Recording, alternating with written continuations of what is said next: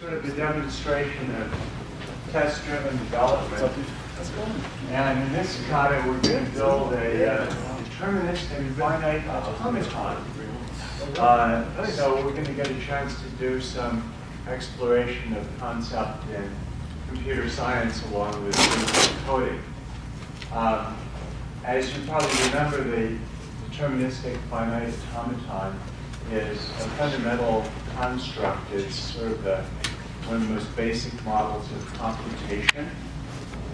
And how it works is pretty simple. It takes a string as input, a string of symbols taken from an input alphabet, and it has some internal states, a finite number of internal states. There's a defined start state, and then there are a set of accept states. And how it works is that it begins in the start state, it scans the input string one symbol at a time, and then it determines what its next internal state is based on the current state and the symbol that it just read. And when it gets to the end of the string, it's in its final state. And then if that final state is in the accept states, in one of the accept states, then it accepts the string. Otherwise, it rejects it. So an example of this you're all familiar with is a regular expression where the automaton processes the input string and determines whether it matches the regular expression. So in our case, we're going to be doing something a little simpler. We're going to be taking an input string consisting of zeros and ones, and we're going to consider that input string to be the binary representation of a number, of an integer, and we're going to try to build an automaton which tells us whether that integer is divisible by 3. Now, of course, this isn't rocket science. We're not going to discover any new mathematics here. And we could say, well, why don't we just convert that binary string into an integer and see if it's divisible by 3. But that's not the point. The point is that we want to do it in the automaton way of processing one digit at a time and seeing if we can build a state machine, essentially, that can determine whether the binary string is divisible by 3 just based on a finite number of internal states and reading one symbol at a time from the string. So let's get started. First of all, I'm going to make a small change here just as a preview of where we're going to be going. I'm going to reduce the number of states to 3. And what we're going to discover in the process of doing this is that these states are going to represent what the remainder is after division by 3. So you can see that if the remainder is 0, then this string is divisible by 3, so our accept state is going to be 0. But we'll kind of discover this as we go along. So first of all, I think we're going to need a require relative here. And we're going to, the name of the file that we're going to require, it's actually an parent directory. So it's div3. And then we are going to want to have a class that represents our automaton. So we're going to want to describe, say, div3, let's call that our class, do, end, all right? And then we're going to make use of this convenience in RSpec, where if we have a class that's named here, that RSpec will automatically generate an instance of that which is the subject of the test, which allows us to write. Hey, sorry. Yeah. End of line 3. Excuse me? End of line 3 in your study. Is there an ending pipe that you want? Oh, Pipe is. oh, how did that happen? Oh, thank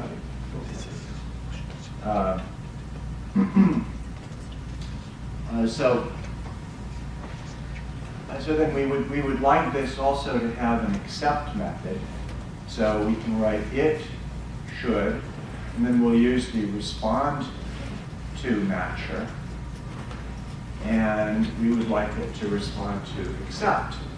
So let's see what happens when I save this. We have, let's see, I've installed a guard here, so we'll do bundle exec guard. And let's just run rspec here. And oh, we have some problem too. Well, first of all, div3 is an uninitialized constant. That's because we can actually define our class over here. So we'll fix that by calling this class div3. And I think we're going to need an end down here at the bottom. And let's see how we're doing now. Okay, well, there's no accept method. So let's define an accept method. So def accept, and end would be good. And now what happens? Success, we're done.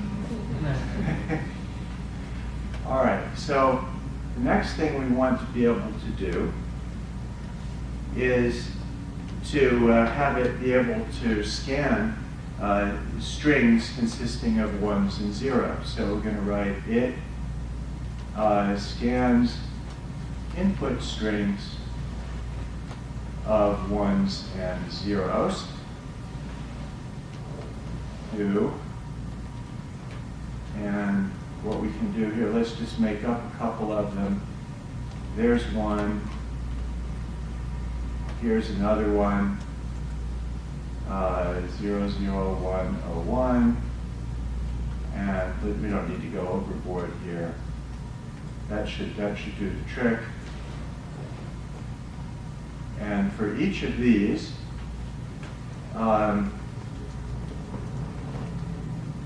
we should be able to call the accept method.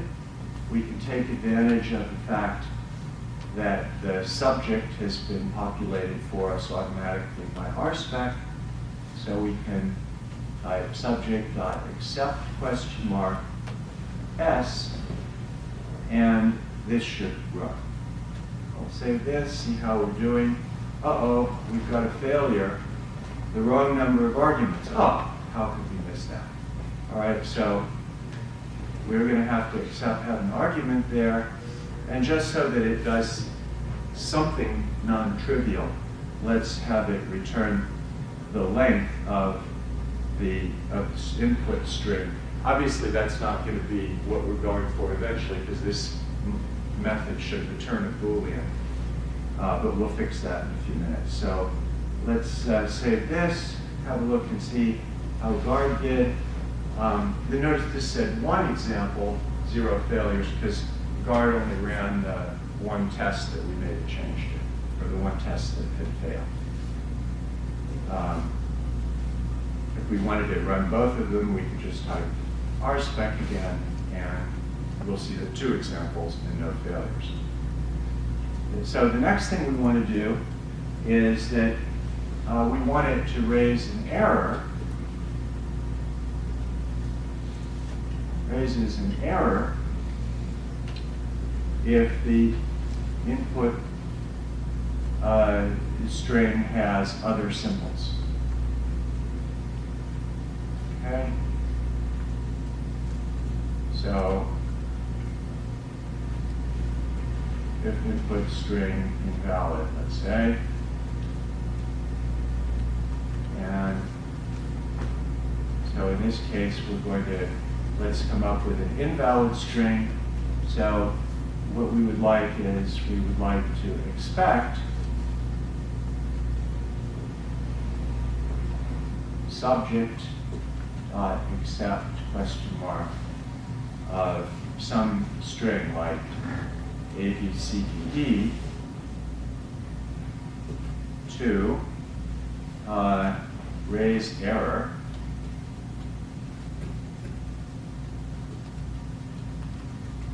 argument error. So let's let's see if it does that. And it looks like we have a failure. So nothing was raised. So what we need to do here is we need to raise argument error if, and here we can use the set difference of arrays.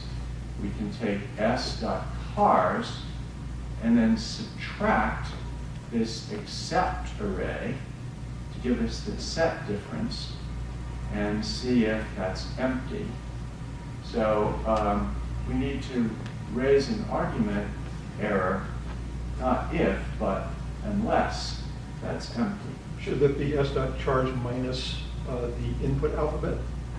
No. Oh, yes, you're correct. Input alpha. I think I want to point out there's a really subtle bug on in your spec right now. Your argument error is its own line, and it's not, doesn't have anything to do with the other. Line 15 doesn't have anything to do with line 14. Oh, is that right? I was just trying to Without parentheses. Yeah. deal with the font problem. Maybe if you put a slash in there, Uh, parentheses would be. Parentheses is, what, like this? yeah, after. Like that? Yep. Okay. And let's see how we're doing. We still had a failure. What happened here?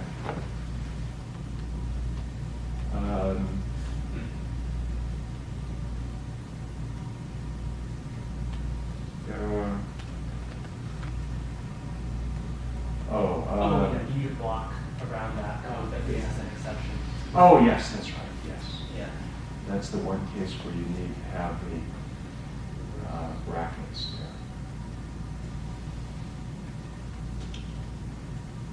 there. And now we passed. Very good. All right.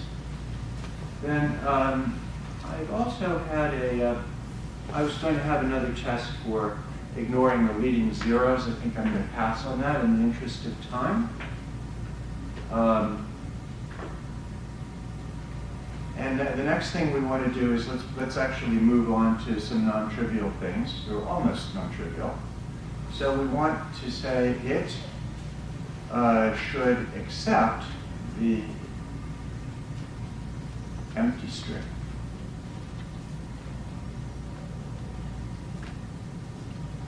So in this case, we're going to say that expect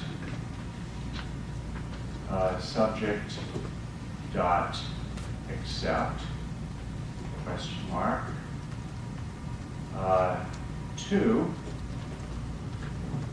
be true, right? And how are we doing on this one? Is that that's actually correct, but it's not too good because actually it's only true because s dot length is true. So we would have gotten rid of that with this test that I skipped over. So I'm just going to return true here, and we'll just do it again. And we're still not having any failure there. Now this test here, it should accept the empty string, expect subject. That's very verbose, and it's just crying out to use a custom matcher, like we did up above with the built-in matcher respond to. What we would love to be able to write here is just say it should accept the empty string, right? Now if we do that, of course, we get a failure because we haven't defined the custom matcher. So let's define the custom matcher. So we'll do our spec matchers dot define do, and then we have to pass in the outer block the input parameter, and then in the inner block we put match do and then the name of our object, our automaton, and then define how, oh, we needed to put something up here. What we're defining is the accept matcher. Can't leave that out. And to run that, we're going to run the accept question mark method on the input, and a couple of ends to finish it up. And now, when we save, we find that we've passed. So we now have this nice syntax that we can use for the rest of the example. We can get rid of this ugly one, and it should simply accept the empty string. Of course, it should also accept 0, and happily that passes. You've now written 4 passing tests in a row. I don't know if you're doing it. Huh? You've now written 4 passing tests in a row. We actually, You haven't had a failure in a long time. well, we will. It's coming. We would have had an extra failure if I hadn't skipped a test in the interest of time. It should not accept 1. A failure. You have to, okay. So for this one, what I think it's now time to go back over here and really implement what we've written out in the comments there. So we basically need to compute the final state. And the final state is going to be somehow a reduction of the input string. So we're going to write final state is equal to S, which is the input string, to convert it to a cars array, and then we're going to use reduce. We're going to pass in the start state to reduce, and then the block is going to take the state, the current state, and the symbol that we've just read, that's the most recent character, and then we're going to just compute the next state based on the current state and the input symbol. And then, depending upon whether the final state is included in the accept states, we will return true or false. So we're obviously also going to need to define the next state method. And for now, let's just define the next state method as C to integer, and see what happens. And we pass. Okay, so basically, we're not taking here into account the state that we're in at all. We're just, every time it reads a symbol, if it reads a 0, it says we're in state 0. If it reads a 1, we're in state 1. This works because at this point, there's only one digit in our string. So let's have a look at how this works with 2-digit strings. So it, let me copy a couple of these. Let's do this up a little bit.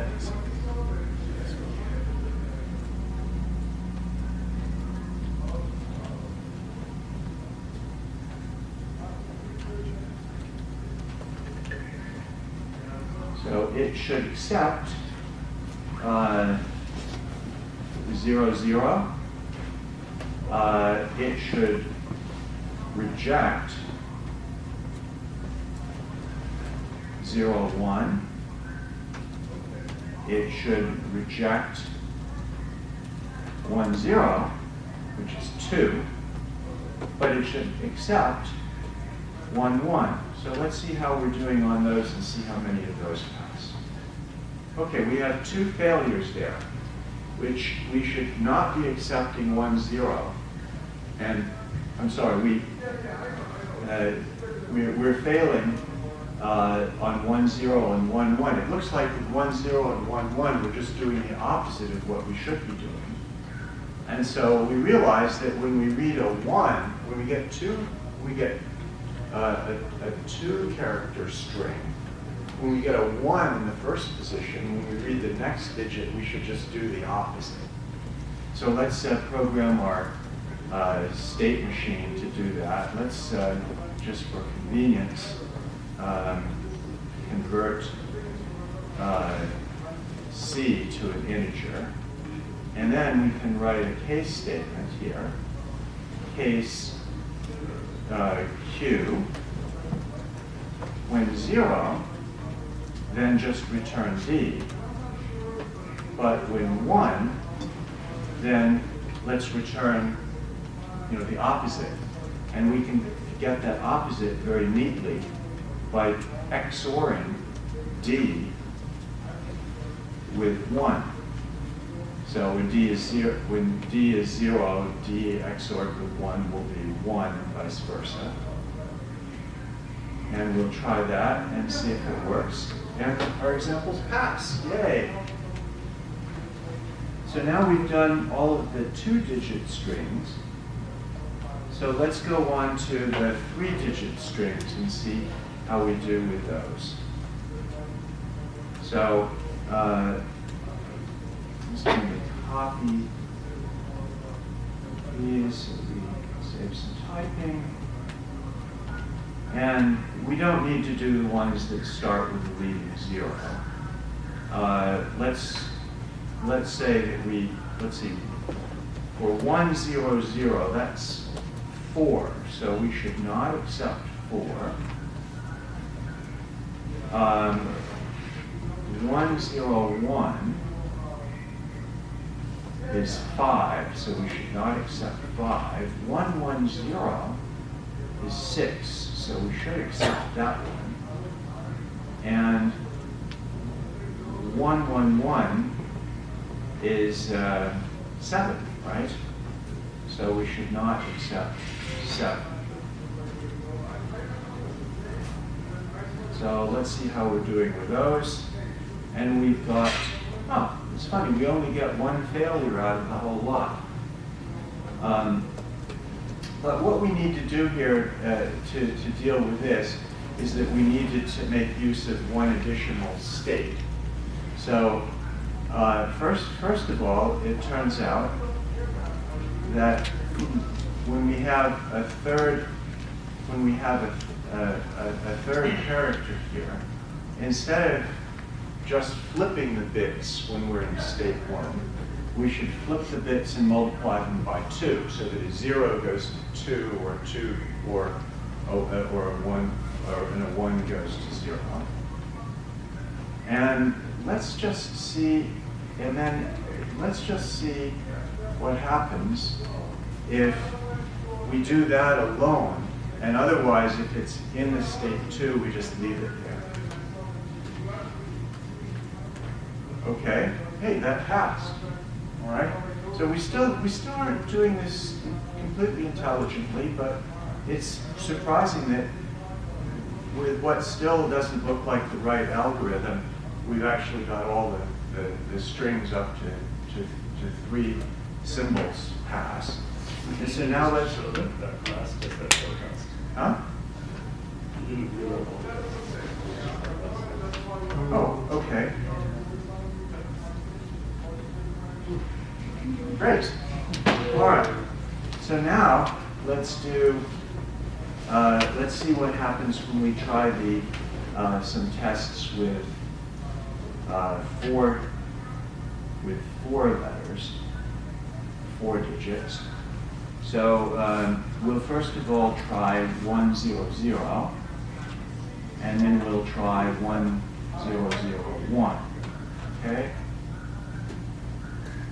And we find that 1, 0, 0 passed. Oh, but they both passed. Is that supposed to happen? That's because we wrote the test wrong.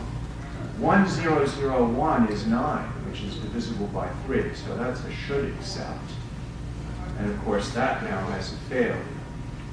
So what we need to do in this case is that when the string so far that's come in is divisible by 2, then if you think about it, what's happening is when we read the next digit, that's tantamount to shifting the digits that we've already read one place to the left, which in binary arithmetic multiplies it by 2. So that 2 becomes a 4, which mod 3 is equal to 1.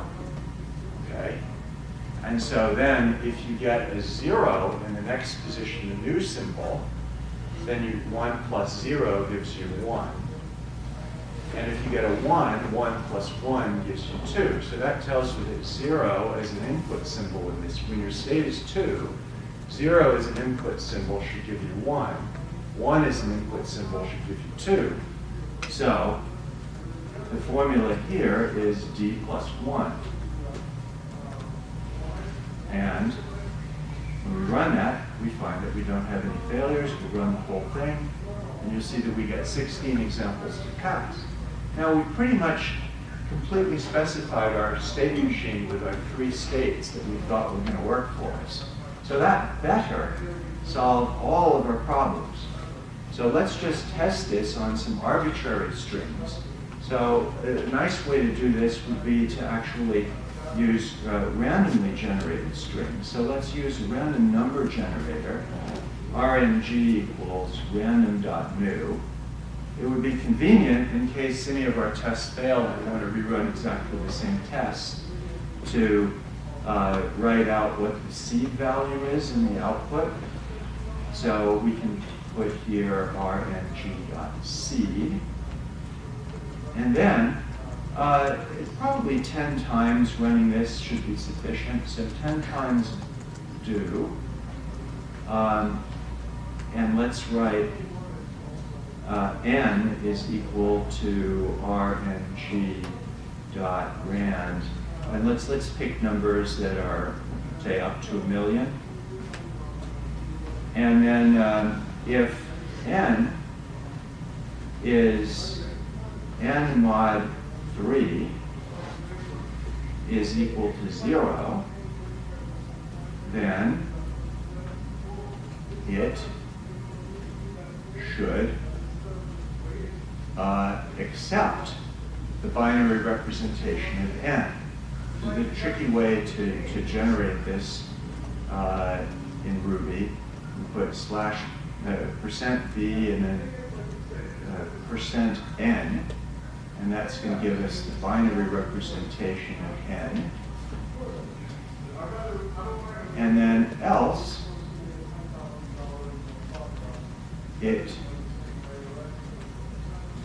should not accept